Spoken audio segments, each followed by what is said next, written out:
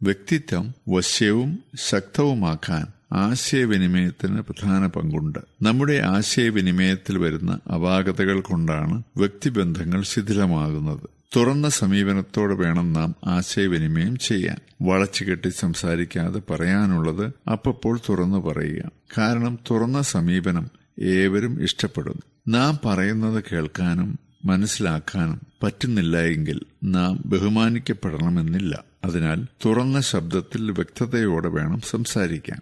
വാക്കുകളിൽ അടങ്ങിയിരിക്കുന്ന വൈകാരിക ഭാവത്തിന് പ്രാധാന്യമുള്ളതിനാൽ നേരായ രീതിയിൽ വേണം ആശയവിനിമയം ചെയ്യുവാൻ. വൈകാരിക ഭാവം ഒഴിവാക്കി സംസാരിക്കുമ്പോൾ മനസ്സിലെ ആഗ്രഹവും ഭാവവും നേരിട്ട് പ്രകടിപ്പിക്കാൻ നമുക്ക് കഴിയാതെ വരുന്നു. മാത്രവുമല്ല, നമ്മുടെ സംഭാഷണം കേൾക്കുന്ന വ്യക്തിക്ക് നാം പറയുന്ന ആശയം വ്യക്തമായി മനസ്സിലാക്കാനും സാധിക്കാതെ വരുന്നു. ഇത് വ്യക്തിബന്ധം തകരാൻ തന്നെ ഇടയാക്കിയെന്ന് വരും. വളച്ചുകെട്ടില്ലാതെ നേരായ രീതിയിലുള്ള ആശയവിനിമയത്തിനെ ബന്ധങ്ങൾ നിലനിർത്താനാവൂ. വ്യത്യസ്ത രീതിയിലുള്ള വ്യക്തിത്വമുള്ളവരായതുകൊണ്ട് ഓരോരുത്തരുടെയും മാനസിക നില മനസ്സിലാക്കിയും സന്ദർഭോചിതമായും വേണം സംസാരിക്കുവാൻ. വാക്കുകൾക്ക് മനസ്സുകളെ കീഴ്പ്പെടുത്തുവാനുള്ള മാസ്മരീക ശക്തിയുണ്ടെന്നുള്ള കാര്യം മനസ്സിലാക്കി സംസാരത്തിൽ തികഞ്ഞ ആധികാരികത പുലർത്താൻ ശ്രമിക്കണം. നല്ല മനുഷ്യന്റെ ഒരു വാക്ക് ദീർഘപ്രസംഗത്തെക്കാൾ സ്വാധീനം ചെലുത്തുന്നു. ബൈബിൾ ഇപ്രകാരം പറയുന്നു: തക്ക സമയത്ത് പറയുന്ന വാക്കുകൾ